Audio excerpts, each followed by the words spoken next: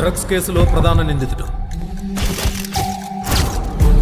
ఆ case investigate చేస్తున్న officer హత్య కేసులో ప్రధాన నిందితుడు.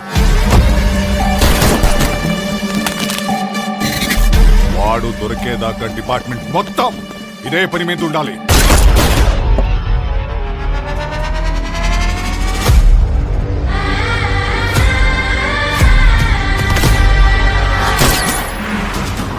ప్రతి ఒక్కడి లైఫ్లో ఒకడు ఉంటాడు. వాడి కోసం మనం ఏం చేయడానికైనా వెనుకాడు.